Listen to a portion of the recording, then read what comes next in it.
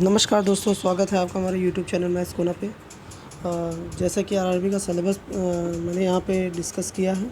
RRB NTPC का syllabus maths exam procedure क्या होगा, कितने एग्ज़ाम्स होंगे, क्या क्या होगा, ये सभी चीज़ों के बारे में आपकी जानकारी यहाँ मिल जाएगी। सबसे पहले आइए देखते हैं।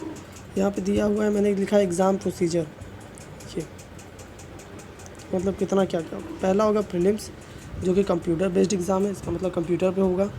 दूसरा है मेंस, वो भी कंप्यूटर बेस्ड एग्ज़ाम है।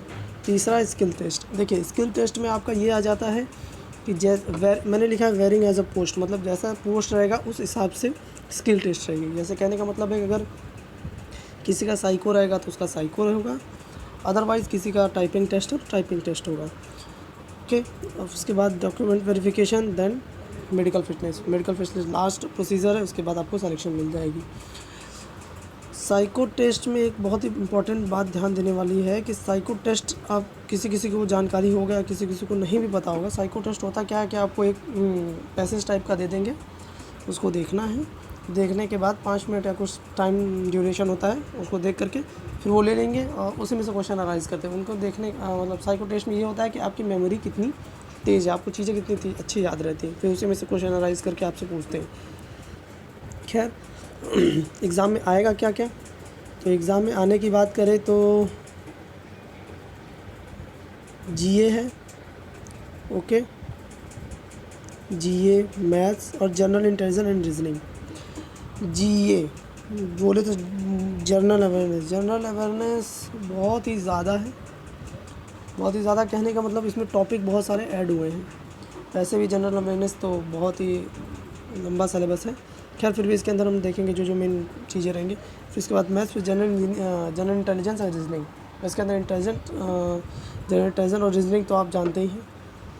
खैर, मैं सभी पर्टिकुलर टॉपिक को डिस्कस कर दूंगा कि यहाँ पे कौन कौन से टॉपिक आ रहे हैं। सबसे पहले मैंने यहाँ पे मैथ्स का सिलेबस डिस्कस किया है।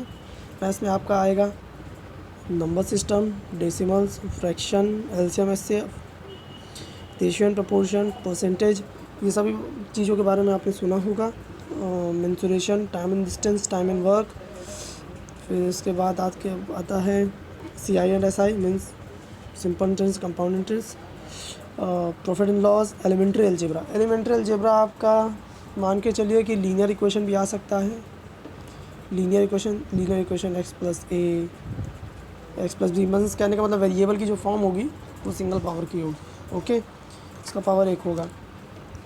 कहीं शायद ही क्वाड्रेटिक इक्वेशन देखने को मिलता है, पर एलिमेंट्री अलजेब्रा में जहाँ तक मेरा ख्याल है वो सिंगल वेरिएबल से ही क्वेश्चन अराइज करेंगे।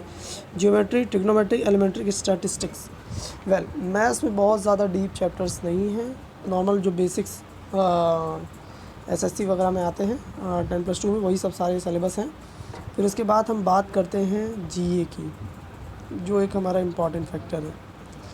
मीन्स GA जिसका मजबूत रहेगा वो इस एग्ज़ाम में लीड करेगा। अब तो थोड़े बहुत मैथ सबको आते हैं।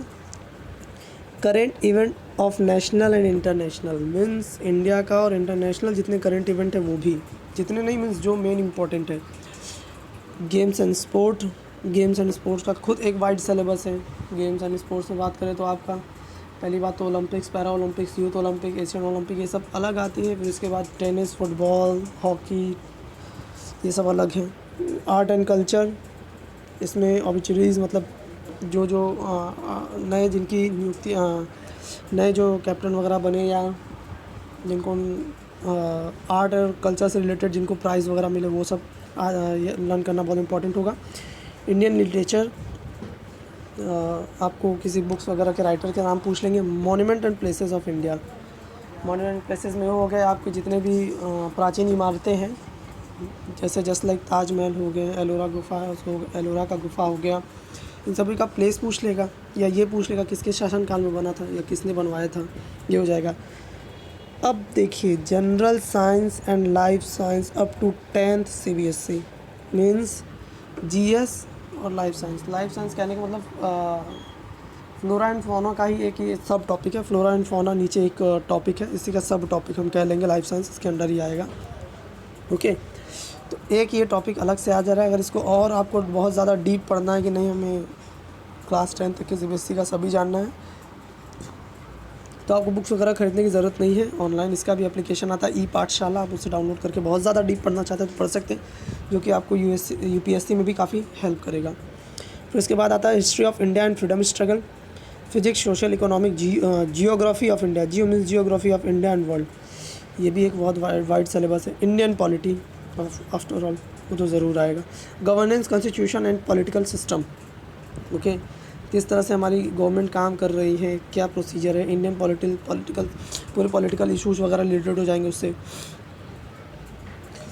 General scientific and technology development, space and nuclear, मतलब स्पेस और न्यूक्लियर से रिलेटेड जितने प्रोग्राम है, स्पेस और न्यूक्लियर से रिलेटेड जितने प्रोग्राम हैं वो सारे आपके इसके अंदर कवर हो जाएंगे।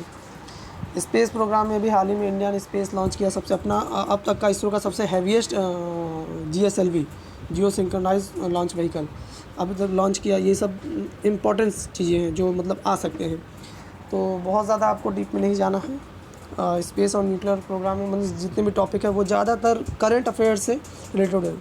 एक बात ध्यान देने वाली है, ये जितने भी टॉपिक मैंने अभी बताए आपको पढ़ना तो है ही है, वो बात तो अपनी जगह है, फिर ज़्यादातर फोकस ये करिए कि आपके आसपास मीन्स न्यूज़ और न्यूज़पेपर्स और सोशल मीडिया जो भी जितने भी आपके न्यूज़ के माध्यम है आपके, उनमें क्या अभी ट्रेंड कर रहा है, क्या चल रहा है, उसी से रिलेट करके क्वेश्चन पूछते हैं। इधर वो आपका मॉन्यूमेंट हो और स्पेस प्रोग्राम और nuclear.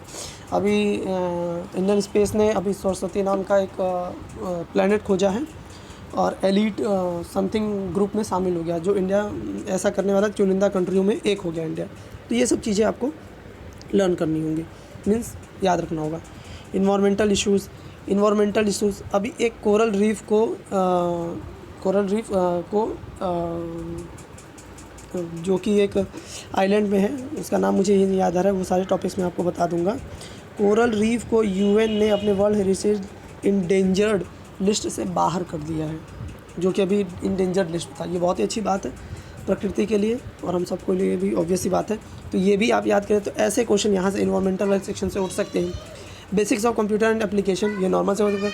Computer application, transport system in India, Indian economic and famous personalities of India and world, flagship government program flora and fauna of India, जो मैंने इसे अभी डिस्कस किया था इससे पहले।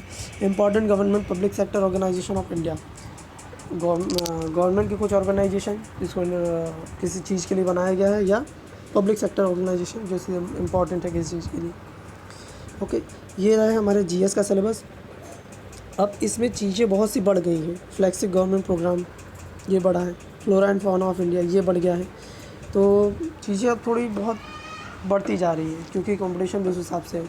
उम्मीद है आपको सिलेबस समझ में आया होगा। अगर आप और कुछ सिलेबस रिलेटेड इशू है तो आप हमें कमेंट बॉक्स में कमेंट कर सकते हैं, हम उसको रिजॉल्व करने की कोशिश करेंगे। फिर इसके बाद मेरा टॉपिक है मैथ्स, तो मैं मैथ्स शुरू करूँगा, आपको एक एक करके मैं सारा मैथ्स इसमें टॉपिक पढ़ाता जाऊँगा जो कि दिया हुआ है। कोशिश करूँगा बेसिक से समझाते हुए चलूँ। ओके, चलो, thank you everyone for watching this video. Bye bye, take care.